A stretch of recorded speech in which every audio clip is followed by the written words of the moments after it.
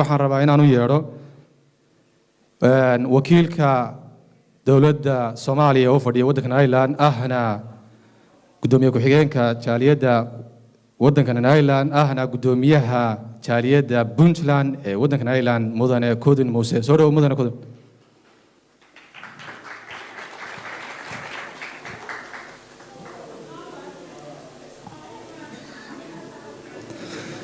soo dhaw mudane waxaan maleynayaa intaas oo teetelad ma siyar kuma helin waxaan maqli jiray ahna horta waa san tahay saa ogtihiin waxaan ahay nin dhalinyarada ka mid ah oo ciyaalka xaafadda ah maskiin ilaahayna ah asalaamu calaykum waraxmatullahi wabarakaatu mudanayaali marwooyin anigu kelmaddeedu waa soo dhoweyn maadaama aan ka mid ahay horwadeennada jaaliyadda Soomaaliyeed wax badan Ireland deganaa waxaan rabaa horta inaan soo dhoweeyo waxaa caawito sharafi ah in aan mar kale iyo sanado kale aan kala soo qayb galo sanad guuradii 13aad markii la aasaasay Khaatume State oo maantayto aan ognahay inay tahay dowlad goboleed runtii buuxda oo madaxweyne ku-xigeen iyo gudoomiye baarlamaan intaba leh waxaan reenahay insha Allah ha jirto ha noolaato Khaatumo Soomaaliya ha noolaato inta badan anigu waxaan aad u booriyaa dhalinyarada waddanka Ireland ay ogtihiin oo waddan runtii aad noo soo dhaweeyay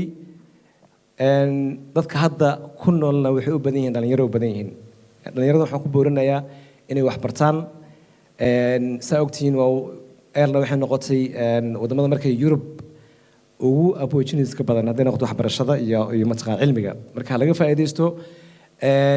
runtiina Soomaalida hadda aad bay waddanka uga muuqdaan hadday noqoto shaqooyinka hadday noqoto waxbarashada maalintii waxaan sameynay research horta farxad bay inoo noqotay inaan aragnaba dadka ugu badan ee hadda jaamacadaha ku jira inay noqdeen gabdhaheena Soomaaliyeed ayaga ayaa u ah jaamacaddan loo Trinity College iyo maalintii aan soo booqan anagoo team ah anigu waxaan deganahay magaalada Dundalk runtii dhalinyarada hadda ugu badan maaragtay ajnabiga ah especially dadkan Afrika ka yimid waxay noqdeen Soomaali Trinity College waxa weeyaan jaamacadda ugu tayada fiican waddanka Ireland sida lagu helay aad bay u adag tahay ardayga helaa waa arday dadaal badan sameeyay saa ognahay marka waxaan leeyahay waddankan wax ka qabsano aan ka faa'iideysano waddankeena Soomaaliya aan ku noqono reer Khaatumo waxaan leeyahay waddankii Khaatumo waa inaan gobolkii isheeg laascaanood iyo mataqaan buuhol iyo waxay nagu sugeen inaan dhisna nagu sugeen waddankii hal ugu noqdo waddanka hal dhis Soomaaliya meel kasto maanta aad tagtaan meediyaha ayaa la fiirin waddankan aad buu qurux badan yahay annaga ayuuna sugayaa insha Allah inaan dhisno oo aan hantideena gelino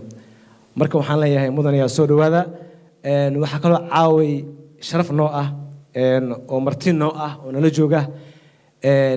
Dr. Mukhtar oo aan hore u aragteen ka mid ahaa musharaxiintii hore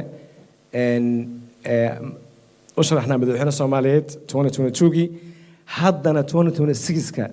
isku diyaarinaya in uu ka mid noqdo musharaxiinta u sharaxan inay waddankeena hogaamiyaan insha Allah Soomaaliya marka asagana kulliba kalmad buu leeyahay waa soo dhaweynaya mudane musharax soo dhawow insha Allah wuxuu noogu yimid dalkaas iyo Australia hadalku waan badiyay mar kale iyo mar labaad waxaan leeyahay Khaatumo ha noolaato Soomaaliya ha noolaato waxaan hilmaamay xafadan aad ku qurux badan qabiqabiyaashii soo qabiqabiyo runtii anigu waxaan siiyay number 1 insha Allah waxaan rajayn doonaa xafladaha kale oo mataqaanaa soo socdaan inay saan kale u qurxaan hoolka iyo mataqaanaa inta waxa weeyaan waxaan leeyahay waa ma sha Allah beautiful soo dhawaada